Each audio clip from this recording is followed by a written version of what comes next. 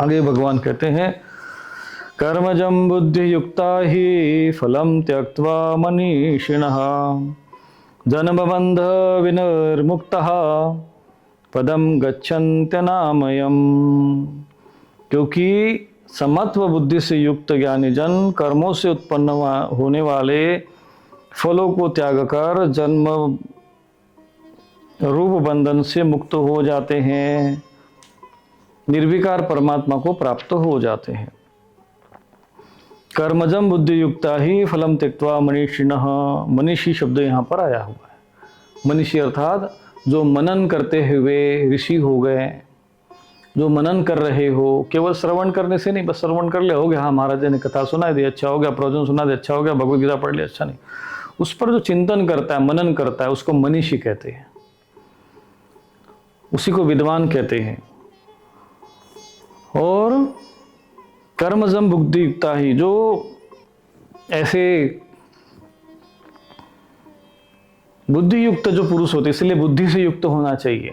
तो कहते बुद्धि तो सबके पास होती है, यहाँ पर समत्व बुद्धि, यहाँ पर जो है ज्ञान बुद्धि, जिसको हम कहते हैं भगवद गीता के अनुसार बुद्धि योग के अनुसार जो बुद्धि है, उस बुद्धि की बात हो रही है। सत्सद विवेक की बुद्धि की बात यहाँ पर हो रही है।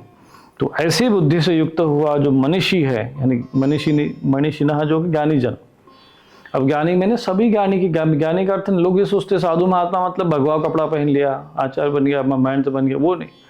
सभी साधु महात्मा है वो लोग जो अध्यात्म का चिंतन करते हैं, आत्मा का चिंतन करते हैं, उसका मनन करते हैं, वो सभी लोग कर्मजम, कर्मों से उत्पन्न होने वाले फल को त्याग देते हैं। अब कर्म से उत्पन्न होने वाले फल, भगवान ने कहा कि कर्म करने में तुम बस अधिकार तो है ना, फल की तो तुम्हें अधिकार में नहीं है। तो भगवान ने कहा कि उसका फल की चिंता मत करो, फल के बारे में मत सोचो परिणाम क्या निकलेगा। जब तुम्हें लगता है कि तुम्हारा कर्तव्य जब तुम्हारे लिए निश्चित तय हो गया है कि ये तेरा धर्म है, ये तेरा स्वभाव है, तेरा प्रकृति है, तो उस कर्म के अनुसार आचरण करो। तो ऐसे जो व्यक्ति जो कर्म के फल को त्याग देते हैं, परिणाम क्या होता है? परिणाम ये होता है कि वो जन्म बंधन का जो जन्म बंध विनिर्मुक्त, जन्म बंधन है, जन्म बंध का मतलब जन्म और मृत्यु का बंधन है, वो चक्र है, उससे मुक्त हो जाते। पदम गच्छन्ते नामयम, और ऐसे पद को प्राप्त हो जाते हैं। गच्छन्ति अनामयम, अनामय अर्थात जो निर्विकार ईश्वरमय परम तत्व जो है उसको अनामय, पदम गच्छन्ति अनामयम, ऐसे अनामय पद को प्राप्त हो जाते हैं। यहाँ तो लोग इसी पद, यहीं पे पद में छटपटाते रहते, यहीं पे जबरदस्ती लगे हुए ऐसे ही सब खिंचाताने में कि हमें पद मिल जाए। अरे पद तो ये है अनामय पद, पदम गच्छन्ति अनामयम, उस पे जाओ, उस पद के बारे में सोचो, तो आपका संन्यास जीवन सार्थक है, आपका मानव जीवन सार्थक है। यहाँ के पद जो है नश्वर है, शरीर नश्वर है, 10 शरीर के साथ सब नष्ट हो जाता है, ऐसे शरीर हो गया। जो भी नाम है, पद है, प्रतिष्ठा है, सम्मान है, कुछ भी है, वो सब शरीर की है, आत्मा का कुछ नहीं है। आत्मा के ऐसे तो कभी शरीर बनते रहते, हर जन्म में न जाने कितने शरीर होंगे, और क्या किसी शरीर का तो नाम हो रहा होगा, किसी शरीर का तो अपमान हो रहा होगा, बदलते रहते। आत्मा का कोई ये सब नहीं है। अनामय पद को प्राप्त करना ही जीवन का लक्ष्य है। तो जन्म बंध विनिर्मुक्ता पदम गच्छन्त नामयम कर्मजम बुद्धि युक्ता ही फलम त्यक्त्वा मनुष्य। जो बुद्धि युक्त जो महापुरुष है वो फल को त्याग, कर्म फल को त्याग देते हैं। कर्म को नहीं त्यागते हैं, कर्म के फल को त्याग देते हैं।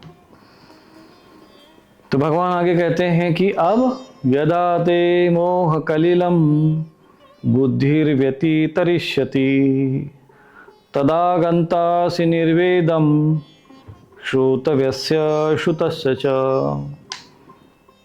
जब तुम, जिस काल में तेरी बुद्धि मोह रूपी दलदल से, कलिलम शब्द का दलदल और कीचड़ ऐसा अर्थ होता है। मोह जो है इस समस्त व्याधि का मूल माना गया, कीचड़ के समान है, दलदल है, इसमें फंस जाता है आदमी। तो भगवान कहते हैं कि जब तेरी बुद्धि मोह रूपी दलदल को भली भांति पार कर जाएगी, उस समय तू सुने हुए और सुनने में आने वाले, श्रोतव्यस्य, श्रुतस्य ने सुन लिया हो और जो सुनने में आएंगे उनके, इस लोक परलोक संबंधी समस्त भोगों से वैराग्य को प्राप्त हो जाएगा। तदा गंतासि निर्वेदम, निर्वेदम मतलब ज़्यादा तुम्हें इसको जानने की, वैराग्य को प्राप्त हो जाएगा, जानने की ज़्यादा इच्छा नहीं होगी, संसार को जानने की इच्छा नहीं होगी। यदि आपके मन में ऐसा भाव बन गया, ज़्यादा संसार में आसक्ति खत्म हो गई, खूब खा लिया, खूब पी लिया, खूब देख लिया, फिर मन वैराग्य, जैसे जैसे आप अध्यात्म में बढ़ोगे इन सब चीज़ में अरुचि होगी, तुम लोगों को लगेगा यार पता नहीं मैं ऐसा कह रहा हूँ, मेरा मन हो रहा है, तुम्हारा मन सही दिशा में जा रहा है कि संसार में है ही क्या, कितना भी आप करो, भाई शरीर की आवश्यकता होती है ना, इच्छा है तो मन की कुछ भी है। अब कितनी भी प्रकार की मिठाइयाँ बनती हो, ये मिठाई, आपने मिठाई की दुकान में तो गए होंगे, आपने देखा होगा कई प्रकार की मिठाई होती है। अब मिठा में किस चीज़ की विशेषता है भाई, अरे महाराज ये मिठाई ये है, ये मिठाई वो है, वो मिठाई वो है, वो मिठाई वो, खूब नाम होता है, ये इतनी किलो, वो उतनी किलो, सबका नाम मूल्य अलग, सबका आकार अलग, देख के मन भी विचलित हो जाता है। परंतु सार तत्व क्या है मिठाई का? सार तत्व ये है कि सबके अंदर वो गन्ने का वही रस है, वही जो स्वाद है जो पृथ्वी में से गन्ने में आता है, और फिर वही एक ही स्वाद कई भागों में विभाजित हो जाता है। तो स्वाद तो उस गन्ने के रस में है, उस मिष्ठान में, मिठाई में, उस रस में है। अब तुम लोगों ने अपने अपने हिसाब से उसको डिजाइनिंग कर दिया, ये कर दिया, वो कर दिया, अपना कुछ करते जाओ, भाव अलग अलग कर दो। तो जो वैराग्यवान व्यक्ति होता है, ज्ञानवान व्यक्ति समझ जाता है, कहेगा अरे ये सब ठीक है, हो गया ना, खा लिया, बहुत हो गया मीठा, ठीक है, मीठे का स्वाद है, कभी कभार अपना खा भी लिया, लेकिन उसके पीछे विचलित नहीं हो, नहीं हमको ये चाहिए, 1 पाव दे दो, वो 2 पाव दे दो, वो 4 पाव दे दो। ये सब चंचल मन के लोगों के लक्षण है। हम भी अपने साधना काल में ऐसे परिस्थितियों से गुजरे हैं, खूब मन चंचल होता था इन सब चीज़ों के प्रति, आ सकता है बचपन से संस्कार पड़ गए थे मन पे, अब साधु बनने के बाद भी वही संस्कार। अब एक झटके में कोई आकाश से उतर कोई सिद्ध पुरुष तो भैया वो तो महापुरुष आते होंगे तो आते होंगे, पर सभी जो सामान्य लोगों को साधना करते हुए आगे बढ़ना पड़ता है। और फिर वही चीज़ों को धीरे धीरे धीरे धीरे अभ्यास करते करते अभ्यास के अब जड़मती हो तो सुजान। भगवान ने यही कहा कि अभ्यास है न तो कौन थे वैराग्य न चुगुय थे, अभ्यास के द्वारा ये सब चीजें होता है। और फिर वैराग्य, वैराग्य हो रहा है तो ठीक चल रहे हो, क्योंकि संसार में है ही नहीं ना कुछ, उसमें तो सिर्फ खोज रहे लोग। रस तो वो एक ही रस है, गन्ने का रस पी लो और सारी मिठाइयाँ खा लो, बराबर है। और बल्कि वो गन्ने का रस पी लोगे ज़्यादा फायदेमंद है। क्यों? उसी का तो रस घूम फिर के वो फिर फैक्ट्री में जाएगा, केमिकल में जाएगा, पता नहीं क्या क्या होगा, फिर उसको बनाएंगे, फिर उसको बनाएंगे, घुमा रहे उसी रस को। और गन्ने में रस नहीं होता तो, गन्ना ही नहीं होता तो फिर कहाँ से खीर बनाते, कहाँ से मिठाई बनाते? असली रस तो वही प्रकृति ने दिया, पृथ्वी में से आया है। शब्द स्पर्श रूप रस और गंध प्रकृति का ही है। गन्ना ही नहीं होता पृथ्वी पर, कहाँ से रस निकालते? तो वो सारे गन्ने का ही रस, चीनी बनता है, मिश्री बनता है, और फिर वही अलग अलग मिठाई में घूमता है। अब जिसने गन्ने का रस पी लिया, बोले हो गया ना, वो देख लिया भैया हमने दुनियादारी का स्वाद बहुत हो गया। तो विवेक से विवेकवान वो व्यक्ति वो ऐसे समझता है, ठीक है, जीवन की आवश्यकता, शरीर की आवश्यकता की पूर्ति के लिए जिएगा, इच्छाओं के पीछे नहीं भागेगा, वो वासनाओं के पीछे नहीं भागेगा, जीभ के स्वाद में इधर उधर नहीं भागेगा। नहीं आज यहाँ खा लिया, चल तो वहां जाकर खाते हैं, फिर वहां जाकर खाते हैं, वो घूमता रहता है वो जीवन भर ऐसा वासनाओं के चक्कर में, और उसकी पूर्ति कभी नहीं होती है। और बिल्कुल सेम यही बातें सब पे लागू होती। जो बाकी जो 4 रस और जो 4 मात्राएं बची, 4 विषय जो बचे, 5 विषय ही तो हैं, शब्द, स्पर्श, रूप, रस और गंध, बस ये 5 ज्ञानेंद्रिय। इसी में उलझ के रह जाते हो। नमक होता है उसमें, सब्जी कितनी प्रकार की बना लो और नमक मत डालो, नमक नहीं होगा तो कैसा रहेगा? तुम्हारी सारी सब्जी बेकार है। और स्वाद है यार, ये तो बहुत बड़ी स्वादिष्ट है भैया सब्जी, ये बहुत बड़ी स्वादिष्ट है। ये मेरे जीवन में मैंने प्रैक्टिकल करके देखा है जीवन में। अभी मेरे सामने कोई 2-4 सब्जी रख देता है ना, तो मेरा जो है मन विचलित हो जाता। मैंने ये क्या करना भैया, मैं तीनों को मिला देता हूँ एक साथ। मैंने कहा है तो नमक एक ही जैसे। लोग कहते अरे महाराज हमने बहुत अच्छे से बनाई। अब उनके भाव रखने के लिए भले ही हम खा ले, अलग बात है, लेकिन सत्यता ये होती है आज जो हमारा अभ्यास करते करते भगवत कृपा से ऐसी स्थिति मन की हो गई है कि ठीक है, भोजन है, दाल से भी उतना ही, दाल और चावल में भी उतना आनंद आता है जितना तुम राजभोग लेके आओगे, 56 भोग लेके आओगे, उसमें कितना भी खोजोगे तो वो तो नमक का ही स्वाद, या तो फिर गन्ने मीठे का होगा, नमक का होगा, और क्या होगा उसमें। छह रस है, 6 में से ही तो कोई रस होगा, और वो एक सब्जी में मिल जाता है, तो बाकी इतनी सारी सब्जियों में खोजने का क्या मतलब है। एक पुरुष यदि एक स्त्री से संतुष्ट हो जाए तो उसको अन्य पुरुष की आवश्यकता नहीं है, और एक स्त्री अगर एक पुरुष में, उसको अन्य पुरुष की आवश्यकता नहीं है। तो मन स्थिर हो गया, निश्चित हो गया। वैराग्य, इसी को वैराग्य कहते हैं। वैराग्य मन ज्यादा राग नहीं होना संसार में। तो खोजते रहो जिंदगी भर, कुछ नहीं मिलेगा। खूब रस खोजते जाओ, खूब धन्ना सेठ बनने वाले लास्ट में आकर मूंग का उबला हुआ पानी, मूंग की दाल का उबला हुआ पानी पी कर जाते। बोले नहीं नहीं, डॉक्टर ने इतना ही कहा है, क्योंकि खूब खा लिए, खा के ऐसे शरीर को डैमेज कर दिया। ऐसे ही संसार में जितने भी लोगों से संबंध रखोगे, जितने बढ़ाओगे संबंध, जितने आवश्यक है उतने बनाओ, आवश्यकता से अधिक नहीं। भगवान कहते हैं इसलिए मोह रूपी यदा ते मोह कलिलम, जिस समय तू ये मोह रूपी कलील को त्याग जाओगे, बुद्धि व्यतितरिष्यति, और बुद्धि तुम्हारी से तर जाएगी, तदा गंता से निर्वेदम श्रोतव्यस्य श्रुतस्य च, और तब तुम्हारा मन अपने आप स्थिर हो जाएगा। अब वही स्वामी रूपेश्वरानंद है जो आज से 30 वर्ष पहले था। उस समय खोजते थे भैया कहाँ जलेबी मिलेगी, किस भंडार में मिलेगी, यहाँ वहाँ। आज भगवान ने वो सारी चीजें हैं, मन नहीं होता है। अब कभी किसी ने बनवा के अगर मान लीजिए कभी बना भी लिया तो कोई ये भी नहीं है कि न बनने में आ सकती है, न खाने में आ सकती है, न भागने में आ सकती है। दोनों स्थिति में सम है। बिल्कुल ऐसा नहीं कि नहीं बिल्कुल हमको देखना नहीं है, हमको बिल्कुल खाना ही नहीं है, छूना ही नहीं है, ऐसा भी नहीं है।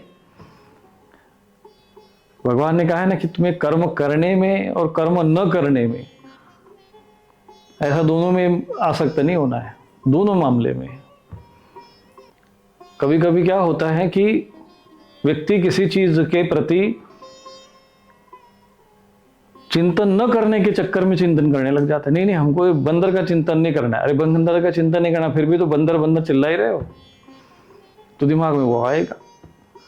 तो जो समत्व वाली जो स्थिति होती है वो ऐसे होती है, न तो उसके मन में भोग के प्रति ज्यादा धारा प्रवाह आसक्ति होगी। नहीं चलो इस भंडारे में चलते हैं, इस जगह चलते हैं, अब यहाँ खा लिया, अब अगली बार वहां जाएंगे, अगली बार वहां खाएंगे, अब ये चीज खाएंगे, कभी वो चीज खाएंगे। हाँ ठीक है, भोजन है, दाल चावल बन गया, चाहे दाल रोटी सब्जी बन गई, खा लिया, बस हो गया काम। और ये लोग जो भागते हैं ना सड़क पर, चलो यहाँ जाके चलते हैं, फिर ये मंगाते तो वो मंगाते हो, पूरी जिंदगी भर मंगाते रहते हैं, बुढ़ापे तो मंगाते रहते हैं, मरते समय में भी मंगाते रहते हैं, और इसी वासनाओं में ग्रसित होकर फिर वो मछली बनते अगले जन्म में। जो मछली होती है ना वो स्वाद के चक्कर में जैसे फंसती है, ऐसे फंसता है। फिर 5 विषयों में ऐसे ही फंसा रहता है व्यक्ति, अलग अलग उदाहरण में ऐसे। ये सब यही जाल है, मकड़ जाल संसार का। एक ही चीज घूम फिर के तुम्हारे पास आते रहते, घुमाते रहते, एक ही जन्म, पुनरपि जननम, हर जन्म में यही काम है। भगवान कहते यदा ते मोह कलिलम, तुम इससे मुक्त हो जाओगे जब ये सब चीजें। आसक्ति क्यों रखना? अभी तुम नहीं महाराज अभी इससे हमसे नहीं होगा, बच्चों ये नहीं वो नहीं होगा, करो कुछ भी करो, ठीक है अगले जन्म में करना। बोले नहीं होगा तब अगले जन्म करना। भटकते रहो फिर भाई, घूमते रहो। कौन कौन मना किया है? प्रकृति में तो हर जीव जन्म ले रहे हैं, हर रोज जन्म ले रहे हैं, हर रोज मर रहे हैं, सृष्टि चल रही है। तुमको अपने बारे में सोचना है। ज्ञानवान पुरुष, विवेकवान पुरुष, और जिनके ऊपर भगवान की कृपा हो जाती है, गुरु की कृपा हो जाती है, गुरु के शरणागत आ जाते हैं, तो वो संसार में समझ जाते हैं। संसार में रहना है, कर्तव्य का पालन करना है, परंतु उसमें आसक्त नहीं होना है। बस इतने ही बात को जो समझ जाए और जो एक नियत कर्म अपने लिए निश्चित कर ले, एक अपनी निश्चित दिनचर्या बना ले कि मुझे प्रातःकाल से उठना कर रात्रि काल तक ये सहन तक ये कर्म करना है। परिवार भी देखना है। अरे महाराज हमको टाइम नहीं मिलता है पूजा पाठ करने को, तो गड़बड़ है। खाने को मिलता है और सोने को मिलता है, बोले वो तो मिल जाता है, मतलब पूजा पाठ करने को नहीं मिलता। मामला गड़बड़ है। जो जिसको पास बाकी कर्म करने के लिए अगर समय मिलेगा, उसको त्रिकाल संध्या साधना करने को भी समय मिल जाएगा। ये तो मन की स्थिति है। और कई हमारे शिष्यगण हैं, साधकगण हैं, साधिकाएं हैं, अच्छे पदों पर है, फिर भी उनकी दिनचर्या साधनात्मक रहती, वो यज्ञ भी कर लेते हैं। मेट्रो स्टेशन से जा रहे हो तो भी अपना कवच सिद्ध कर ले, कवच पढ़ते रहते हैं, मन ही मन जब चलता रहता है, क्योंकि जीवन में गुरु का ज्ञान स्थिर हो चुका है, जीवन का लक्ष्य उनको पता है, उद्देश्य पता हो गया उनको। तो ऐसी जो स्थिति होती है, इसी को ही कहते हैं कि भाई आप बुद्धि योग के अनुसार आचरण कर रहे हो, और वही कर्मेषु कौशलम है। इसी को कहा जाता है कर्म में कौशलता। कुशलता से किसी का पॉकेट मार देना, अधर्म कर लेना, छल कर लेना, ये सब चीज़ें को कुशलता नहीं कहते हैं। कुशल तो जो लोग जो आज अपने को कर्म में कुशल समझकर समाज के साथ भ्रष्टाचार करते, बेईमानी का धन कमाते हैं, इनको अपने कर्म का हिसाब किताब देना पड़ता है। और जीवित में भी कोई सुखी थोड़ी है वो लोग। यहाँ कौन सा सुख रहता है उनको, दिखता है बस, अरे वो तो बड़े मजे में रहते हैं। अरे संसार में कोई मजे में नहीं है। जिसकी जितनी कहानी, तो हमारे पास एक हमारा डिपार्टमेंट ऐसा डिपार्टमेंट है, यहाँ आने के बाद सब अमीर गरीब स्त्री पुरुष छोटे बड़े सब अपनी समस्या सुनाते हैं, समस्या ही सुनाने को आते हैं। कोई हमारे तो कोई समस्या सुनता ही नहीं है, माना कि हमारी कोई समस्या ही नहीं है। समाज का ही समस्या हमारी समस्या, राष्ट्र की समस्या ही समाज की समस्या, पर लोगों की जो पर दुख द्रव ही संत मुनि, दूसरों का दुख ही हमारा दुख है। और हमारी स्वभाव और प्रकृति ऐसी बन गई है, और इसीलिए हमको जो है हमारा स्वभाव ही है। कोई कहे महाराज आप ऐसा क्यों करते हैं, स्वभाव बन गया हमारा, क्या करें। तो साधु जो होता है ना, स्वभाव उससे साधु होता है। कपड़ा पहन लिया और फिर ऐसे होता है, कपड़ा भी पहन लो तो भी ठीक है, नहीं पहन लो तो भी ठीक है। साधक साधिका बनने के लिए, भगवान का भक्त बनने के लिए बाह्य अगर आप आवरण रखते तो अच्छी बात है, वो वैज्ञानिक भी है, व्यवहारिक भी है। समाज भी समझ जाता है कि चलो भाई ये भक्ति पूजा पाठ वाला व्यक्ति है, इसको नहीं, इसको भाई वैसे सहायता करो। और हम भी बोल देते भैया हम अब नो डिस्टर्बेंस, हम कपड़ा पहन ले, साधु जीवन हो गया है। तो ऐसे ही जीवन में जीवन जीना चाहिए कि आप गृहस्थ जीवन में भी रहो तो आपको जो है समस्त कर्मों को पूर्ण करना है, व्यवहारिकता निभानी है, उसमें आसक्त नहीं होना है। आपको आपके जीवन का उद्देश्य पता होना चाहिए कि मैं चैतन्य स्वरूप आत्मा हूँ, और एक नारी तो शरीर का है, शरीर है ना नारी, पुरुष है जो है वो नर है, वो पुरुष जो शरीर है, आत्मा रूप में कोई नहीं, आत्मा रूप में एक ही है, सिर्फ शरीर भिन्न भिन्न है। एक धारणा बनाकर, निश्चित धारणा बना लो, और उसी को जो उसमें निष्ठा, पहले तो होता है श्रद्धा, श्रद्धा को, आस्था को, और फिर वही जब मनन करते करते करते जब उसका निधिध्यासन होता है तो वो बन जाता है निष्ठा। और जिसकी निष्ठा दृढ़ हो जाती है उसी को आत्मनिष्ठ कहते हैं, उसी को ब्रह्मनिष्ठ कहते हैं। अभी तुम्हारी जो है ना आस्था जो है वो तुम्हारे शरीर पर है, और ये शरीर पर होते तो फिर तुम्हारी जाति पर आ जाएगी। कोई जाति में आस्था है, निष्ठ है, कोई जाति में पकड़ के बैठा, नहीं भैया हम तो इसी जाति के हैं, भैया हम तो यही है, उसी में लटक के रह जा, फंस जाएगा आदमी। अहंकार ने उसको पकड़ बना लिया है। भले ही अंदर से वो गुण नहीं, कर्म नहीं, आचरण नहीं, जबरदस्ती पकड़ के बैठे बंदर की तरह, बस मुट्ठी पकड़ के रखे। जब तक यमरा डंडा नहीं मारेंगे मुट्ठी खुलती नहीं है। और जब मुट्ठी खुल जाती तब कहाँ जाती तुम्हारी जाति, यमराज जी जब ले जाते हैं तो तब क्या रहता है, कुछ नहीं रहता। फिर तब तो तुम्हारे, अगर तुमने अपने बच्चों को जो संस्कार दिए होंगे, कुछ तर्पण श्राद्ध किए तो तुम्हें कुछ अन्न जल भी मिल जाता है। कुछ अच्छे शुभ कर्म किए हो तो तुम्हें वहाँ काम आते हैं। तुमने कुछ अपनी मुक्ति के लिए, मोक्ष के लिए कुछ किया हो तो तुम्हें वहाँ पर शांति मिलती है, नहीं तो फिर वहाँ पे भी दुर्गति है। क्यों? क्योंकि हम अविनाशी होने के नाते शरीर के नष्ट होने से जीवन नष्ट नहीं होता है। इसीलिए संसार में कर्म करो। मोह, कहते हैं मोह माया कैसे त्यागे? मोह माया त्यागने की चीज नहीं है और न भागने की चीज है, वो अपने आप स्वतः ही वो प्रक्रिया आगे बढ़ेगी। जब आप अंधकार के पीछे लठ लेकर दौड़ोगे तो अंधकार कभी नष्ट नहीं होगा। बोले क्या करना चाहिए? बोले प्रकाश अपने आप कराओ। ऐसे ही ज्ञान के पीछे भागो तो अज्ञान अपने आप नष्ट हो जाएगा। अज्ञानेन आवृत्तम ज्ञानम तेन मोह्यन्ति जब दंतवाह। अब ज्ञान, जब तो अज्ञान के कारण ज्ञान ठग गया ना, जब ज्ञान प्रकाशित होगा तो मोह भी नष्ट होगा। अर्जुन का मोह नष्ट हुआ ना, नष्ट मोह स्मृति लब्धा, नष्ट मोह हुआ ना वो भी। तो ज्ञान के पीछे भागो, ज्ञान के पीछे दौड़ो, ज्ञान की प्राप्ति के लिए आगे बढ़ो, ज्ञान के लिए जीवन। इसी को भारत, भा माने ज्ञान, ज्ञान में जो रत है वो भारत है। इसलिए भगवान को, या भगवान ने अर्जुन को भारत कहा। भरतवंशी के कारण भी भारत का, ज्ञान ज्ञानी जिज्ञासु था इसलिए भी भारत का। तो जब ज्ञान आएगा आपके जीवन में, गुरु के माध्यम से, शास्त्र के अध्ययन के माध्यम से, अपने अनुभव से, साधना से, आपकी दिनचर्या से, आपके शुभ कर्म से, आपके पुण्य प्रताप से आपके अंतःकरण की शुद्धि होगी। और जो भीतर तो ज्ञान पहले से ही विद्यमान है। आत्मा को किस चीज की आवश्यकता? भाई आत्मा के ऊपर के आवरण ही तो हटाने हैं। मैंने कल समझाया था आपको कि चित्त के बीच में जैसे अहंकार है और चित्त है, ये जो बीच में जो दूषित तत्व है उसके बीच जो जब साफ हो जाएंगे, अहंकार गल जाएगा, थोड़ा सा डाउन हो जाएगा, चित्त की शुद्धि संस्कार होगा, बुद्धि में प्रकाश आ जाएगा अपने आप। अभी तो बुद्धि में प्रकाश नहीं ना आत्मा का, अभी तो अहंकार का प्रकाश है। बुद्धि जो है अहंकार विमूढ़ आत्मा, अहंकार से विमूढ़ आत्मा है। और झूठा अहंकार होता है बेमतलब का, कोई लेना देना नहीं है आत्मा के साथ। कोई चिपक गया अज्ञान के कारण, इसी को मोह कहते हैं।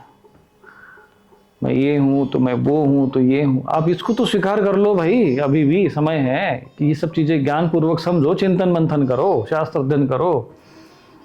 एक गुरु महापुरुष समझा रहे, उनकी बात तो समझो कि सच में क्या ये जो हम अहंकार पाल के बैठे हैं, देह के प्रति जो आसक्ति, क्या वास्तव में सत्य है, यथार्थ है? इसका कोई अस्तित्व था पहले या बाद में रहेगा?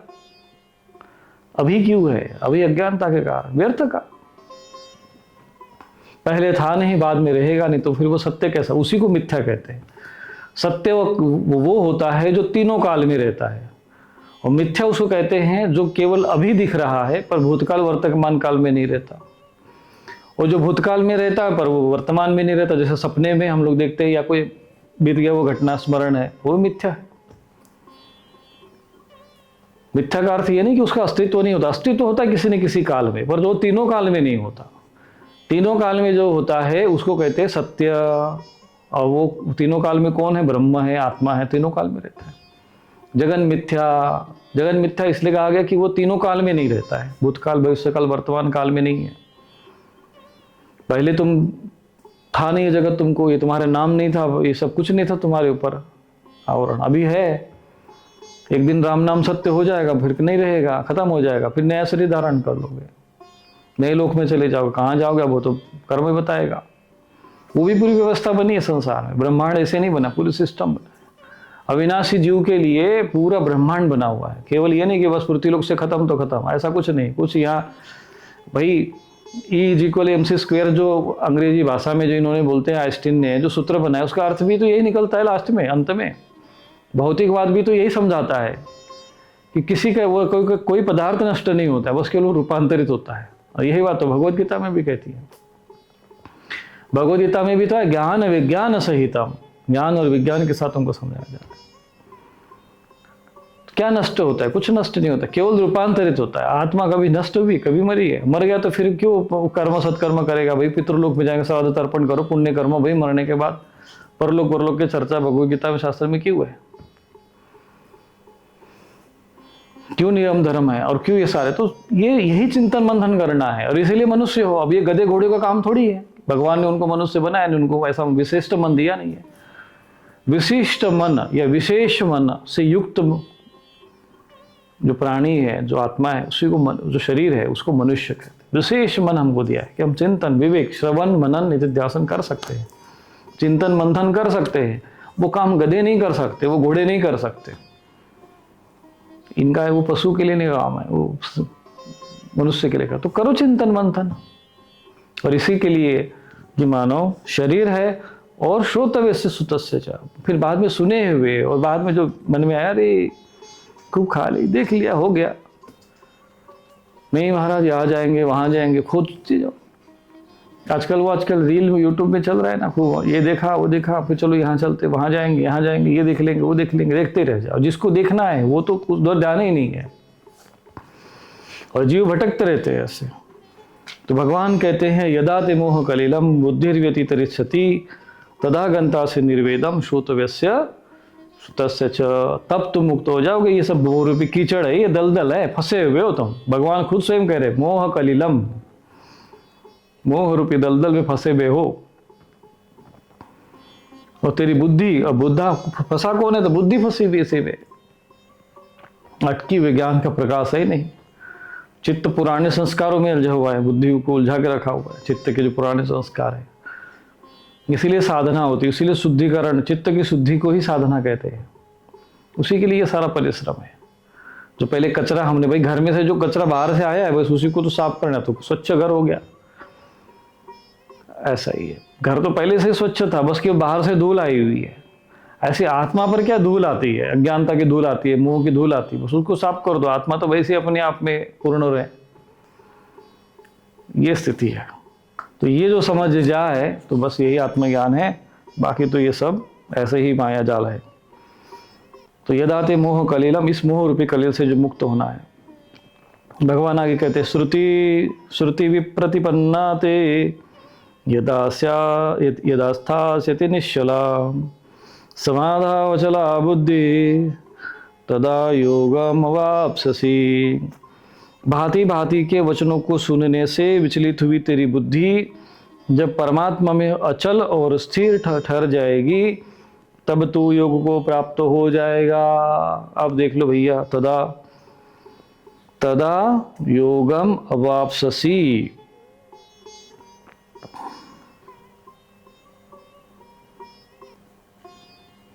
अवाप्स्यसि अर्थात प्राप्त हो जाएगा। देख लो, योग को प्राप्त हो जाएगा। अब लोग लगे हैं खींचने में, टांग इधर खींचो उधर करो, आसन ये है, ये वो योग नहीं है भाई। वो तो बस हठ योग, पता नहीं वो घेरन ऋषि जी ने बना, पतंजलि ऋषि ने इसको योग नहीं कहा है। ये पतंजलि के नाम पर ये कलयुग ही प्रकट हो जाते हैं। ये सब कलयुग में भ्रम फैला दिए। आसन में प्राणायाम, पतंजलि योग सूत्र में कोई भी एक आसन प्राणायाम का नाम मुझे बता दो। कोई अनुलोम विलोम बता दे, कोई उसमें सिद्धासन बता दो, फलाना आसन बता दो, ये आसन बता दो, वो आसन बता दो, कोई वर्णन नहीं है।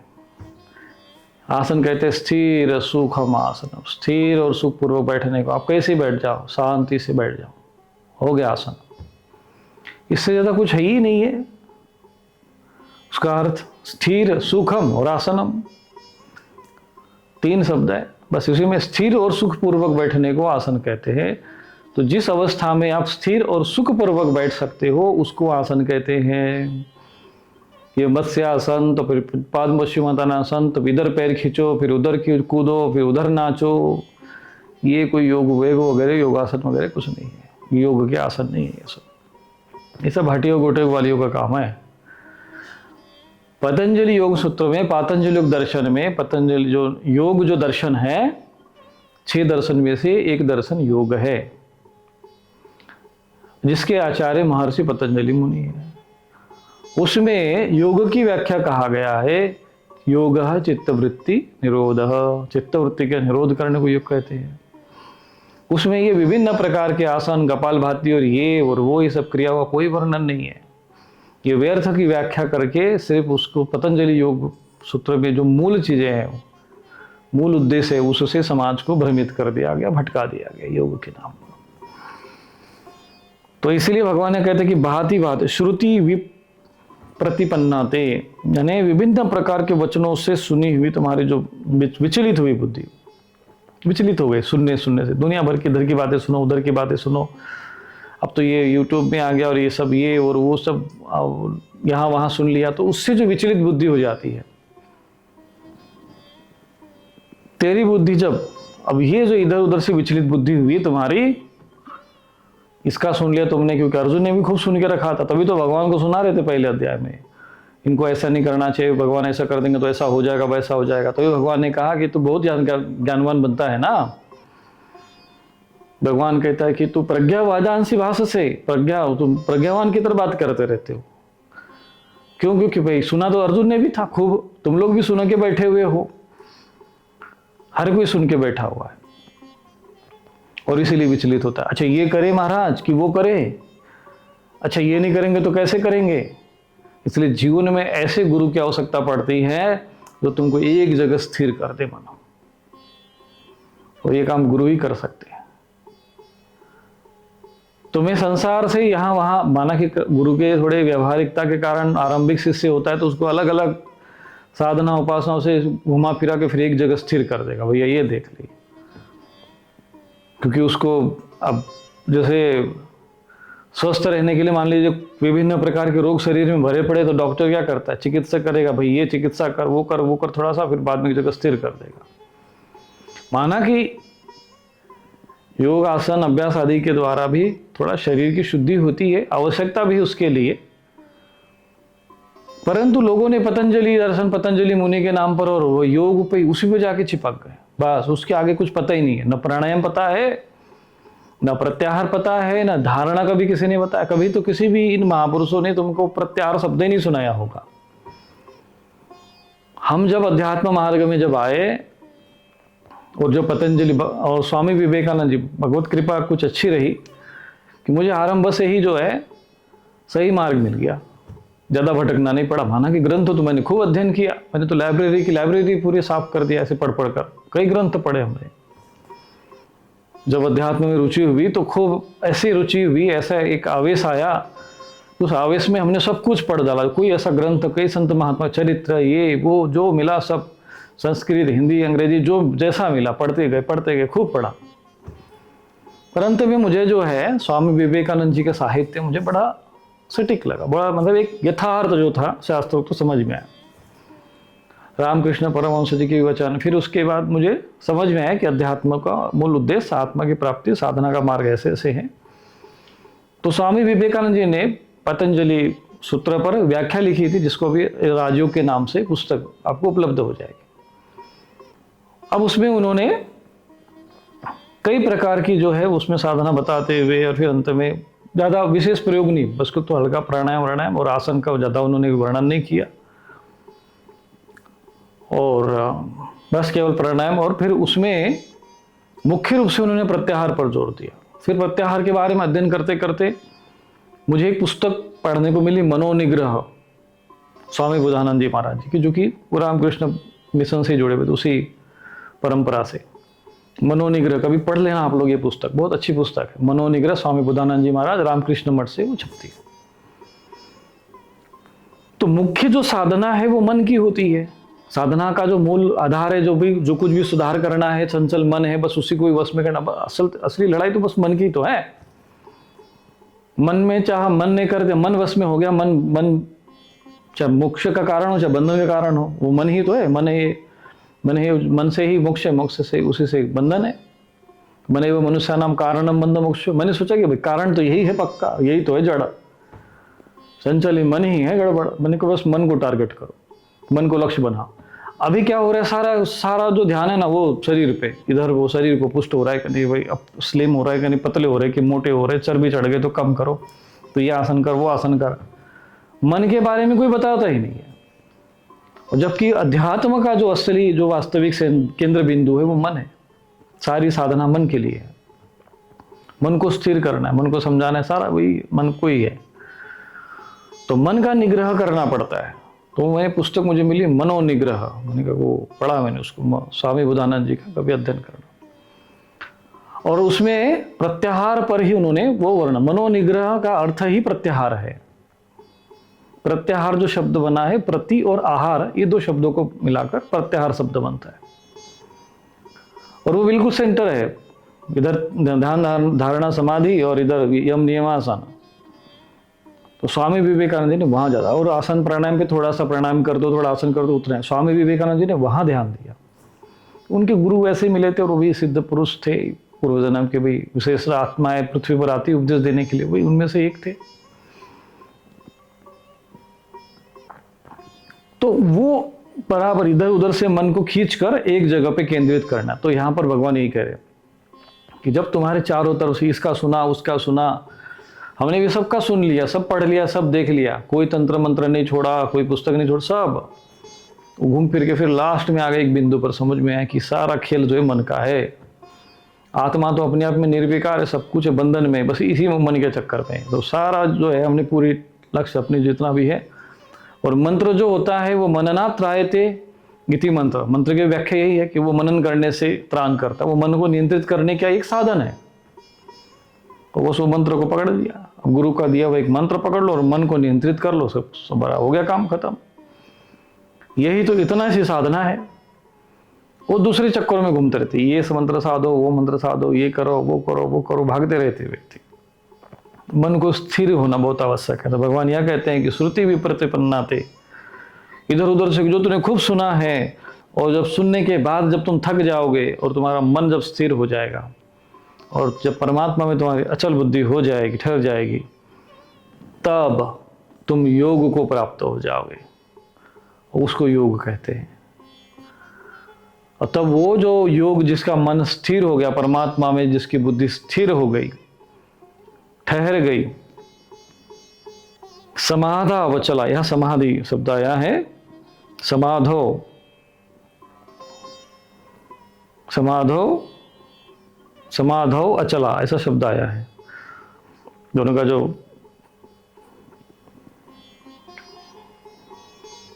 तो इसमें समाधो ने स्थिर, अचल, समाधो मतलब समाधि में, यहां पर इन्होंने अर्थ परमात्मा में लगाया, क्योंकि बात योग की हो रही है। तो समाधो अचला, समाधि में जब अचल हो जाएगी, स्थिर हो जाएगी, जो समाधि अवस्था में प्राप्त हो जाए, भगवान वही बात आ रही है। पतंजलि महर्षि मुनि ने जो उपदेश दिया योग का, क्योंकि बात यहाँ योग की आ रही है, तब तो योग को प्राप्त हो जा रहा है। तो सीधे सीधा भगवान जो है यहाँ पर, जो भगवान महर्षि पतंजलि मुनि ने जो उपदेश दिया योग दर्शन के माध्यम से, उस योग दर्शन को ही यहाँ पर संकेत भगवान कर रहे हैं। उसी योग की बात यहाँ पर हो रही है, क्योंकि समाधि शब्द यहाँ पर आया है। समाधि में जब तुम्हारा मन स्थिर हो जाएगा ना, जो यम से आरंभ होता है समाधि में जाकर समाप्त हो जाता है, अचल हो गया तुम्हारा मन, तब तो योग प्राप्त हो जाएगा। ना समाधि में जब चले जाओगे, समाधि हम अंतिम भाग है, तब तुम योगी कहलाते हो। अभी योगी किसको कहते हैं? जो कई प्रकार के, भाई कोई इधर ऐसे, कोई ये आसन करना आता है, कोई वो आसन करना आता है, कहते ये मैं योगी हूँ, वो योग ऋषि कहलाते हैं। जिनको प्रत्याहार पता नहीं, धारणा पता नहीं, ध्यान पता नहीं, और समाधि तो इनके बाप दादा ने भी नहीं देखी होगी, वो लोग भी योगी और महर्षि योग बन के घूम रहे। ये समस्या है समाज में, अभ्यास करना पड़ता। मैं ऐसे कई हिमालय में रहा हूँ, साधना किया हूँ, कई महापुरुषों से मिला हूँ। कभी आपको कभी अवसर मिला तो कभी मैं कैमरे में उनको भी आप लोगों के सामने लाने का प्रयत्न करूंगा। कई ऐसे महापुरुष, मैं हिमालय में गया, ऐसा गुफा में एक संत रहते थे और बड़े अच्छे विद्वान, अंग्रेजी उनको अच्छे आते थे, और अपने हाथ से भोजन करना, ठंड में वो ठंडी और गंगा जी में भी नहाते थे, निर्वस्त्र रहते थे। बाकी कोई बाहर से व्यक्ति आकर तो भले ही वस्त्र पहनते थे, लेकिन जब हम लोग रहते थे तो कोई वस्त्र वगैरह नहीं रहते थे। और उनको मैंने देखा गुफा में बैठ के अपना वही वहाँ लकड़ी जलाना, वही पद्मासन में बैठ के अपना ध्यान करते रहते पूरी रात भर। अब हम तो नए नए साधक, पर माना कि फिर भी हम लोग भी साधना करते थे, पर आरंभ में वहाँ ऐसे वातावरण में रहना तो वही ठंड तो लगेगी, ठिठुरता ही शरीर, एकदम झटके से ठंडे पानी में कोई कैसे डुबकी लगा, लेकिन वो लगा लेते थे, अभ्यास था उनका। वो समाधि में स्थिर हो जाते थे, बैठ जाते थे बिल्कुल समाधि में, ऐसे एकदम वातावरण शांत होता था, अपना भी मन होता था, हम लोग भी अपना बैठ के ध्यान करते थे। ऐसे ऐसे महापुरुष अभी भी है महाराज, वहाँ कोई नहीं जाता, उधर ध्यान ही नहीं। क्यों? क्योंकि ये श्रुति भी प्रतिपन्ना थी, सब भटकने वाले लोग हैं, सब भटकाने वाले हैं, सही महात्मा तक तुमको पहुँचने ही नहीं देंगे। ये कपटी पिशाच, नर पिशाच, नराधम जो है ना, यही तुम्हारे सामने आए, सिद्ध महापुरुष बन के आ जाएंगे। जो जितना बड़ा गिद्ध वो उतना बड़ा सिद्ध। अब मीडिया वाले तो तुरंत बना देते हैं। अब जैसे अभी कुंभ मेला में आपने देखा होगा, एक वो पिशाच बाधा से ग्रसित था, वो कौन सा बाबा पता नहीं याद है, दिमाग से भी नाम निकल गया। मीडिया वाले ने उसी को हाईलाइट कर दिया। इतने योगी महात्मा संत पुरुष सबके ये, तो कभी किसी से मीडिया वाले ने, क्योंकि ये ऐसे ही लोग हैं, मन को चंचल करने वाले, भ्रमित करने वाले, भटकाने वाले, और खुद भी भटके हुए हैं। अध्यात्म, धर्म, योग के नाम पर समाज को पूरा दिग्भ्रमित करके रखा हुआ है। वास्तविक साधन है समाधि अवस्था को प्राप्त करना, उसके लिए अभ्यास करना। तो ऐसे ऐसे महात्मा गण होते थे, तो समाधि में बैठकर ध्यानस्थ हो जाते थे, उनका मन स्थिर रहता था, और फिर भी वो अपने कर्म करते थे। ऐसा नहीं बनेगा महाराज हम भोजन बनाते, नहीं नहीं नहीं नहीं, नहीं हम बना लेंगे। सुबह उठ के अपना वही हमें हलवा बना के या कुछ भी पदार्थ बना के खिला देते थे। साधु संतों की सेवा करना, सब करना। परंतु उनको जब हम रात में देखते थे ना, तो एकदम समाधि में चले जाते थे, ध्यानस्थ होते थे। वाह, 4-4 घंटा उनके एक समाधि में, एक आप पद्मासन 4 घंटा 5 घंटा ऐसे ही रहते थे। फिर रात में पता नहीं कब सोते थे, क्या है ऐसा। जंगलों में रहना, वन में रहना, कब कौन से राजा कैसे कुछ भी बने, ऐसे हम भी थोड़ा बहुत कुछ अभ्यास किए हैं, ज़्यादा तो नहीं पर किए हमने भी थोड़ा बहुत। जितनी हमारी क्षमता उतना बड़ा किया है, भगवत की कृपा से जो हो गया सो हो गया। तो समाधो अचला यह शब्द आया है। और बुद्धि, जब समाधि में जब तुम्हारी बुद्धि अचल हो जाएगी, तदा योगम अवाप्स्यसि, तब तुम योगी कहलाओगे, तब तुम योगी योग बन जाओगे। तो जो समाधि अवस्था को प्राप्त हुआ वही वास्तव में योगी है, वही वास्तव में ऋषि है। ये सब जबरदस्ती टाइटल लेकर घूमते रहते हैं, अब इनको क्या कहा जाए। और समाज भी इसी में रुचि है, समाज का क्या विचार होगा, उनको तो जो समझते समझ में आता, हाँ भैया जगत गुरु तो जगत गुरु, योग ऋषि तो योग ऋषि, महर्षि तो महर्षि, सिद्ध पुरुष तो सिद्ध पुरुष, शंकराचार्य तो शंकराचार्य, है ना। अब जबकि शंकराचार्य नाम की कोई पदवी ही नहीं बनती, वो तो आचार्य पदवी है, पर उसको मठाचार्य को शंकराचार्य बना के चल रहा है सब। आप देख ही रहे हो समाज में कोई ज्ञान की चर्चा नहीं, कोई ज्ञान से ज्ञान का बात करे, ज्ञान का आचार्य हो, कोई योग का आचार्य हो, कोई न्याय का आचार्य हो, कोई वैशेषिक शास्त्र का आचार्य हो, और ईश्वर की तरफ आपको जो है उन्मुख करने का प्रयत्न करे, वो आपको लोग नहीं दिखेंगे। ऐसे लोग कभी महापुरुष से संत श्रेणी में नहीं आते हैं। यही सब चल रहा है संसार का चक्रव्यूह। ये लोग कभी उसमें कैमरे में नहीं लाए जाते इन लोगों को, ये समाज में प्रचलित नहीं किया जाता इनको। जितने छल कपट और दिखावा और आडंबर इसी में उलझे रहते हैं। इसलिए समाधि में जाकर समाधि का अभ्यास करो। यम नियम आसन प्राणायाम प्रत्याहार, प्रत्याहार अत्यंत महत्वपूर्ण है। और यहाँ पर आहार शब्द, प्रत्याहार में लोगों को पता नहीं, प्रति आहार ये 2 शब्दों को मिला के बना है। तो यहाँ पर आहार शब्द आया है, कभी इस विषय पर हम आगे समय आएगा तो चर्चा करेंगे। और फिर तुम ऐसे योग को प्राप्त हो जाओगे। जब अर्जुन को बड़ा आश्चर्य लगा, अच्छा ऐसा भी होता है क्या, ऐसी समाधि में भी चले जाता है व्यक्ति। और फिर अब समाधि में जाएंगे तब क्या होगा, फिर उसके लक्षण कैसे होंगे, तो अर्जुन के मन में बड़ी जिज्ञासा उत्पन्न हुई। फिर अर्जुन ने यहाँ पर प्रश्न किया कि अर्जुन वाच, कहा कि जब बुद्धि जब उनकी स्थित हो जाती, प्रज्ञा स्थित प्रज्ञस्य का भाषा समाधिस्थस्य केशव स्थित किम प्रभासित किमासीत व्रजेत किम। अब ये विषय कर लेंगे हम लोग। अर्जुन ने प्रश्न किया है कि हे केशव, समाधि में स्थित परमात्मा को प्राप्त स्थिर बुद्धि पुरुष का क्या लक्षण है, वो कैसे बोलता है, वो कैसे बैठता है, वो कैसे चलता है। अब उसके मन में जिज्ञासा हो गई। समाधि की बात सुना है, अर्जुन को लगा अच्छा ये तो बड़ा अच्छा। अब भगवान जो है उसको अर्जुन को थोड़ा सा गूढ़ ज्ञान देने लग गए। अब अर्जुन भूल गया वहाँ पर कि नहीं भाई हम यहाँ आकर बैठे थे युद्ध करने के लिए। अब वो योग में रुचि हो गई उसकी। अच्छा ऐसा होता है कि मन में बुद्धि जब अचल हो जाती, परमात्मा में स्थित हो जाता है। अर्जुन भी उधर जाना चाहता था, वो युद्ध रूपी ये भयावह कर्म से भागना भी चाहता था। उसके मन का कार्यक्रम अभी चलने लगा। भगवान भी उसी दिशा में उसको उपदेश देने लग गए। तो इस प्रकार से अर्जुन के मन में जब जिज्ञासा हुई तो अर्जुन ने प्रश्न किया, अच्छा ऐसे कोई महापुरुष होते हैं क्या पृथ्वी पर? बोले हाँ होते हैं। तो फिर कैसे चलते हैं, कैसे बोलते हैं, तो कल उसका फिर हम चर्चा करेंगे और ये उसे आएगा। तो कहने का तात्पर्य ये है कि ऐसे जो महापुरुष है, ऐसे महापुरुषों के सानिध्य में रहकर साधना करना चाहिए, उनके मार्गदर्शन में रहकर साधना करना चाहिए। और शरीर यदि मानव शरीर मिला है, तो यदि हम स्वधर्म का पालन करते हुए भगवान की आराधना करेंगे और वास्तविक जो शास्त्रोक्त धर्म की साधना है, धर्म का जो साधन है, आध्यात्मिक उपासना है, यदि वो हम करेंगे तो निश्चित रूप से हम ईश्वर तत्व को प्राप्त हो सकते हैं।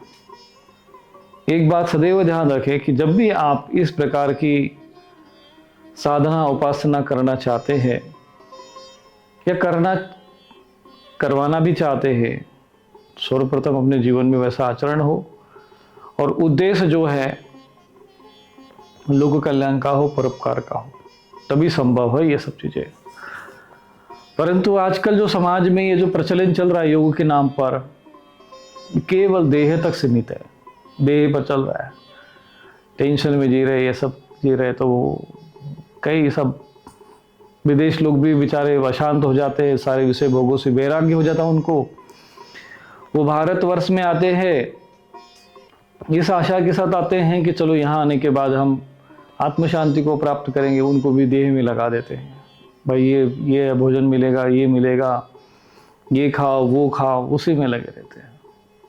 उनको बेचारे वो लोग 2-4 आसन करा देंगे, 2-4 प्राणायाम करा देंगे, थोड़ा सा पुस्तक थमा देंगे, अब फिर तो वो तो है ही है फिर सांसारिक और भोगी प्रकृति वाले। उनको भी लगता है अच्छा ऐसा है क्या, फिर उनकी वासना फिर जागृत होती है कि चलो हम शरीर को अभी और स्वस्थ कर लेंगे और फिर और अच्छे से फिर वही विषय वासना में डूब जाएंगे। तो उनको फिर वही डर, उसी को जिस कुएं से वो बाहर निकलना चाहते मोह कलिलम से, उसी में फिर उनको वापस ढकेल दिया जाता है। जबकि भारतवर्ष की जो परंपरा रही है वो त्याग और वैराग और ऐसी परिस्थिति रही। पहले जो गुरुकुल हुआ करते थे, विद्यालय हुआ करते थे, अब तो केवल डिग्री के लिए, बस डिग्री करो, फिर प्राप्त करो, फिर कहीं नौकरी मिल जाए, बस बात खत्म। स्वयं अपने जीवन में योग का अनुभव करने का भाव जब तक किसी के मन में नहीं आएगा, तब तक वो योग मार्ग पर आरूढ़ नहीं हो सकता। भाव अत्यंत महत्वपूर्ण है। आप किस भाव से ये सब कर्म करते हो, ये अत्यंत महत्वपूर्ण है। किस उद्देश्य से आप अध्यात्म मार्ग पर चलते हो, अध्यात्म मार्ग अनुसरण किया है, वो जानना, वो समझना, उस पर आत्मचिंतन करना, आत्ममंथन करना बहुत महत्वपूर्ण है। जब आप ये सब करते समय आप अपने अंतःकरण को देखोगे, चिंतन करोगे और ये अनुभव करोगे कि नहीं, मेरा मन जो अंतःकरण जो है ईश्वर के प्रति व्याकुल है, अपने तत्वों को जानने के लिए व्याकुल है, संसार में रहते हुए, संसार के थोड़े वातावरण में, इस सिस्टम में बन तो गए हैं, लेकिन इसमें रहते हुए भी यदि परमात्मा में रुचि बनती है या इससे बाहर निकलने का भाव है, छटपटाहट है, तो निश्चित रूप से आप साधु है, वैराग्यवान है। अब इसके लिए ये नहीं है अच्छा कि कोई कपड़ा ही पहन लिया, मान लो कपड़ा पहन के साधना भजन कर रहा है, उपासना कर रहा है, वो ठीक है, लेकिन कोई कपड़ा पहनने के बाद भी वो पद और प्रतिष्ठा के पीछे आ सकते हैं कि नहीं भाई छतरी ऊपर नहीं रहेगी तो हम चल ही नहीं सकते हैं। हाँ, विलासिता को जिसने लक्ष्य बना लिया हो और सारी सुख सुविधा, उसको भौतिक सुविधा चाहिए ही चाहिए, उसके बिना वो रह ही नहीं सकता। पद मान प्रतिष्ठा जिसने जीवन में लक्ष्य बना लिए हो, वो पथ भ्रष्ट है, वो धर्म भ्रष्ट है, धर्म के नाम पर छद्म रूप है। और ये पहचानने की क्षमता और सोच विचारधारा आपके मन में रहनी चाहिए, और यदि ये है तो कल्याण होगा। और रही बात हमारे व्यवहार के साथ चलेगा, गृहस्थी कैसे चलेगी, तो ये भाई आपके वो तो प्रारब्ध कर्म के अनुसार आपको तो नियत कर्म तो करना ही है ना, नियत कर्म से नहीं भागना, लेकिन नियत कर्म पूर्ण करने के उपरांत अपने पास जो समय बचता है वह हम कहाँ लगाते हैं। कम से कम अपने दिनचर्या में 4 घंटा 6 घंटा समय तो जो है अपनी साधनात्मक जीवन में देना चाहिए।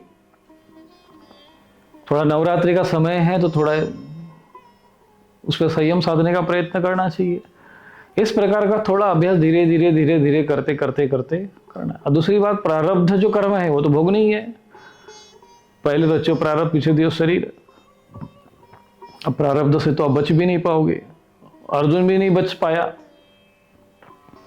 अर्जुन ने भी जब सुना तो अर्जुन को भी लगा कि वही भगवान ने फिर बोला, भगवान आप ही जब सुना रहे हो ज्ञान तो बहुत अच्छा, फिर मुझे क्यों इस घोर कर्म में डाल रहे हो।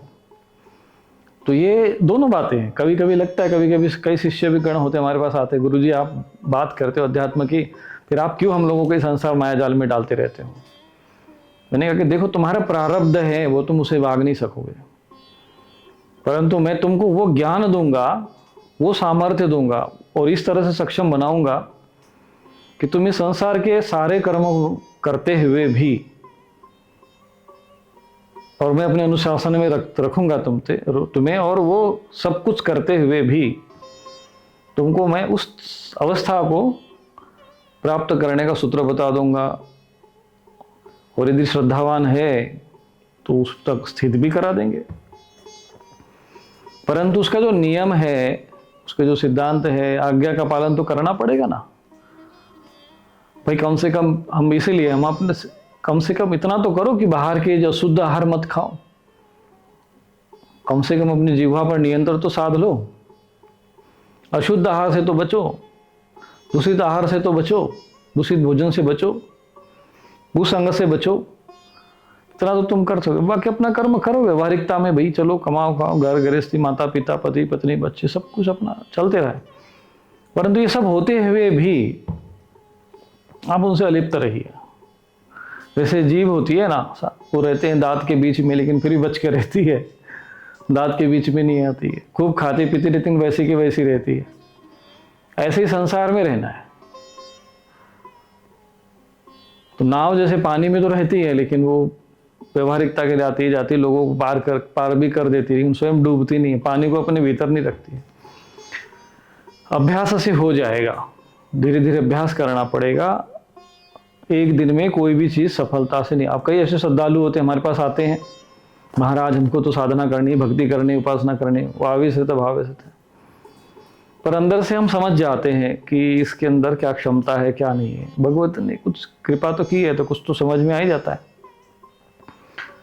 फिर हम उसका टेस्ट परीक्षा शुरू करते हैं, कहते नहीं मदद कर देंगे। फिर उनकी जो परीक्षाएं होना शुरू होती है तब उनको समझ में आता है कि अभी जो है हम पात्र नहीं है। तो हम यही कहते हैं कि भाई तुमको कोई दीक्षा लेनी है, कुछ भी करना हो, पहले पात्र बनो। हमें तो मन होता है कि नहीं हम सबको, परंतु हमें भी तो पता है ना कि भाई उसकी पात्रता क्या, क्योंकि मार्ग पर चलते समय क्या क्या बाधाएं आती है, कैसे कैसे चीज़ें सहन करनी पड़ती है, कितनी ऊर्जा को सहन करना पड़ता है, कितनी विपरीत ऊर्जा को भी संघर्ष उसके साथ जो है संघर्ष करना पड़ता है, वो हमें पता है। और इसीलिए हम बताते हैं, लेकिन सामने वालों को लगता है नहीं मारा हम तो कर ही लेंगे। ये तो तुम जैसे क्या परीक्षा में, अच्छा परीक्षा में तुम तो यूँ पास हो जाएंगे, लेकिन वो तो जब तुम्हारे परीक्षा का पत्र तुम्हारे सामने जब आएगा, प्रश्नावली सामने आएगी, तब समझ में आता है भाई, तब न समझ में आएगा भाई तुम उसे पास हो जाओगे, तब तो मानेंगे। तो परंतु निराश व्यक्ति को होना नहीं चाहिए, किसी भी साधक को निराश होना नहीं चाहिए, और जहां वो खड़ा है वहीं से आरंभ करे, गुरु की आज्ञा में रहे, अनुशासन में रहे, सब कुछ सहन करे। तान तितिक्षु भारतम यम ही न व्यथयन्ते ते पुरुषम पुरुषर सभा समा दुख सुखम धीरम सो अमृत तत्वाय कल्पते। तो जो इसको सहन करेगा वो, अपने को ज्यादा विलासिता के अधीन मत करो। पहला काम, विलासिता के अधीन मत करो कि ये चीज के प्रति, जैसा नहीं कि ये ऐसी नहीं रहेगी तो हमारा काम नहीं चलेगा। विलासिता में मत फंसाओ, नहीं तो फिर बहुत समस्या आ जाएगी। शरीर को प्रकृति पर छोड़ो, प्रकृति के अनुसार वो जीने लग जाए। शरीर की जितनी आवश्यकता उसकी पूर्ति करो, इच्छाओं के पीछे मत भागो। और दूसरी बात सबसे महत्वपूर्ण, गुरु का अनुशासन स्वीकार कर लो जीवन में। जो जिसको जो सामर्थ्यवान गुरु हो, अब वो तुमको डांट दे चाहे तुमको फांसे पे लटका दे, वो सब उन पे छोड़ दो। अनुशासन में रहो। अनुशासन में रहोगे तो वो जो तुम्हारा मन है जिसको तुम नियंत्रित नहीं कर पा रहे हो, और सबसे बड़ा जो है ना बाधा जो अहंकार पे होती है, क्योंकि भगवान और गुरु जो है दो ही जगह पे चोट मारता है, तुम्हारे मन की इच्छा वासनाओं पर और दूसरा तुम्हारे अहंकार पर। चोट तो वही लगेगी। क्योंकि ये दो ही बाधा है जो तुम्हें बुद्धि पर थोड़ा सा, आत्मा और बुद्धि में बीच में समस्या उत्पन्न करते हैं। तो इस तरीके से अभ्यास जब आप करोगे, श्रद्धावान लभते ज्ञानम तत्पर सहित इंद्रिय, श्रद्धावान को और जो तत्पर है और इंद्रियों का थोड़ा बहुत संयम करता है वो आता है। अब एकदम कोई संयम नहीं आता है किसी के जीवन में, और धैर्य रखो। कुछ लोग होते हैं सोचते 2 महीने में, 2 साल में, 1 साल में, फिर क्या करोगे, सिद्ध बन गया हमको पूजेंगे। तो ये इच्छा वासना है ना, यही तो समस्या है। ये पूजने की, सिद्ध बनने की, सिद्धि पाने की, ये इच्छा नहीं रखना चाहिए। ये इच्छा बड़ी समस्या है, यही पर मामला गड़बड़ाता है। क्योंकि ये तो ऐसा ही है ना कि जैसे किसी चीज को प्राप्त करने के लिए आप जितना उसके पीछे भागोगे वो उतनी आगे भागेगी। यही चीजें हैं। तो यह भागने की जगह अपने जो मन में स्थिरता लाने का प्रयत्न करो, अभ्यास की तरफ ध्यान दो। अभ्यास अभ्यास, भगवान ने 2 सूत्र दिए हैं, बस उसको पूरा जीवन भर पकड़ के रखना और उसको पालन करना। अभ्यास है न तो कौनते वैराग्य न च गुह्यते। अभ्यास करते रहो और वैराग्य रखो। वैराग्य का मतलब ज्यादा चीजों के पीछे भागा दौड़ नहीं, ज्यादा चीजें भागा दौड़ नहीं करना जितना जरूरी है। और बाकी जो कर्म, अगर तुम्हारे पास एक्स्ट्रा बुद्धि है, दिमाग बुद्धि तेज है, कुछ करना चाहते हो, कर्मशीलता है, तो वो जो कर्मशीलता बुद्धि रहेगा पक्का, वो राष्ट्र में, समाज के लिए परोपकार में लगा दो। तो फिर क्या होगा, जो वो कर्म है वो तुम्हारा बंधन का कारण नहीं बनेगा। फलम त्यक्ता, तुमने अपने लिए नहीं चाहा, स्वार्थ के लिए नहीं किया, तो वो फिर कर्म, सत्कर्म, पुण्य कर्मों में जाता है और जो दूषित कर्म है उसको नष्ट कर देता है। इस तरह से चित्त की शुद्धि होती है। अब जैसे सुबह जब जो जल, अगर शुद्ध जल हम शुद्ध बोतल में, जैसे मान लो गंदगी है तो पानी डालेंगे शुद्ध, तो वो उसको अशुद्ध पानी को बाहर निकल के फेंक देगा। ऐसे जितने तुम शुभ कर्म करते जाओगे, परोपकार कर्म करते जाओगे, तो चित्त में जो दूषित संस्कार है वो नष्ट होते जाएंगे।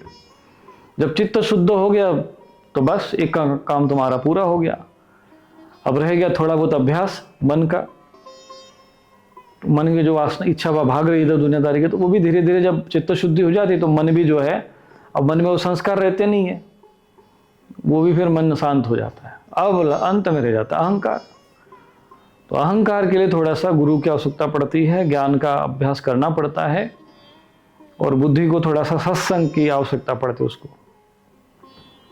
बार बार उसको सुनना पड़ता है आत्मा के विषय में, कि मैं आत्मा चिदानंद रूप शिवोहम शिवोहम मनोबुद्धि अहंकार चित्तानि नाहम, मैं ये सब नहीं हूं। तो आत्मचिंतन थोड़ा करना पड़ता है।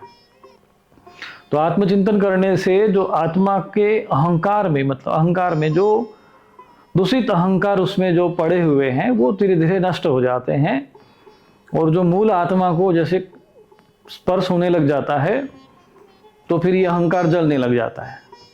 भगवद गीता में भगवान कहते हैं ज्ञानाग्नि दग्ध कर्माणम, तो ज्ञान की अग्नि से वो कर्म जल जाते हैं। तो जब जल जाएंगे वो सब अहंकार धीरे धीरे धीरे धीरे, तब आत्मा अपना काम पूरा हो गया। फिर तदा योगम अवाप्ससी, फिर योग को प्राप्त हो जाओगे। और ये संभव है इसी जन्म में। यदि अगर हम 10, 20, 25 वर्ष, 30 वर्ष अगर अभ्यास कर ले अच्छे से जीवन में, तो ये जीवन में काम बन जा सकता है। अभ्यास एक निश्चित संकल्प करके यदि कोई साधना करे, इस मार्ग पर जा सकता है। लेकिन ये इधर उधर जो भगाती है ना, जो बुद्धि सिद्धि रिद्धि के चक्कर में, सिद्ध बनने के चक्कर में, यहाँ से बचना पड़ता है। अगर नहीं बचे तो फिर उलझ जाओगे।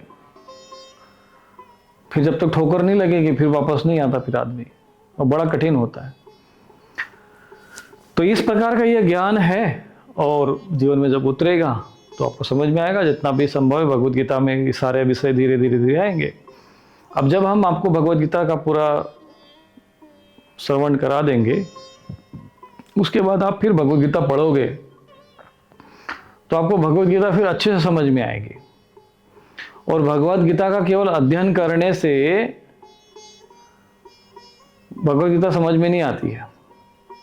भगवद गीता का जब तक तुम मनन नहीं करोगे तब तक गीता समझ में नहीं आएगी। भगवान के वचन हृदय में उतरना शुरू हो जाएंगे। और भगवान के वचन तो इतने ऊर्जावान है, इतने पवित्र हैं कि वो स्वतः ही फिर तुम्हारे अंतःकरण के दूषित संस्कारों को नष्ट करने लगेंगे। और भगवद गीता अपने आप में पूर्ण ज्ञान है, ज्ञानाग्नि, और वही ज्ञान की अग्नि बन जाएगी और तुम्हारे कर्म दग्ध हो जाएंगे। तो भगवद गीता जैसा तो ग्रंथ, भगवान के जैसे वचन, भगवान की फिर भगवान कृष्ण तो भी योगेश्वर थे ना। अब उनके जैसा शक्तिशाली सामर्थ्यवान कौन हुआ, और सहज भी कौन हुआ। इतना बड़ा ज्ञान होने के बावजूद कितने सहज, कितने सरल, कितने प्रेमल। सब पूर्णत्व का लक्षण यही होता है। तो इसीलिए भगवद गीता का अध्ययन, मनन, चिंतन करने से हमें संपूर्ण अध्यात्म की प्राप्ति हो सकती है। इसीलिए मैं भगवद गीता को ही अधिक महत्व देता हूँ। सुनने को तो फिर बहुत सारे ग्रंथ हैं, पूरा जीवन सुनते रह जाओगे फिर भी आप सुन नहीं पाओगे। इसलिए भगवद गीता पर मन को केंद्रित करो, उसके ज्ञान के रहस्य को समझ में आना चाहिए। जैसे अभी हम श्लोक आपको एक करके समझा रहे हैं, इस प्रकार से यदि आप श्लोक का अध्ययन मनन करोगे तो वो जो भगवद गीता के श्लोक है, भगवान के जो वचन है, वो इतने ऊर्जावान है, उनमें इतनी पवित्रता है कि उनके अध्ययन मनन करने मात्र से तुम्हारे ये सारा काम जो है ना, धीरे धीरे तुम्हारी योग की स्थिति, वो चित्त के जो संस्कार है, वो दूसरे संस्कार नष्ट होने लग जाएंगे। इतना ये ऊर्जावान और शक्तिशाली ग्रंथ है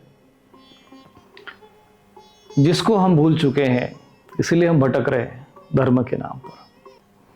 तो जो भगवद गीता में जो भगवान ने जो वचन के, भगवद गीता के जो वचन है, वो यदि यथार्थ रूप में, जैसे रूप में, जिस उद्देश्य के, जिस भाव के साथ कहा गया है, और इसीलिए मैं शंकराचार्य जी द्वारा रचित जो व्याख्या है, शंकर भाष्य हैं, उसका मैं प्रमाण देता हूँ, क्योंकि उन्होंने यथार्थ में व्याख्या की है। बाकी तो लोग भटकाते रहते हैं ऐसे ही, सब यथारूप पर ये है, वो है, कॉन्शियसनेस तो पर ये और वो, दुनिया भर का कचरा मिला के अपनी वो खोपड़ी जो है कचरा वही स्थापित कर देते हैं।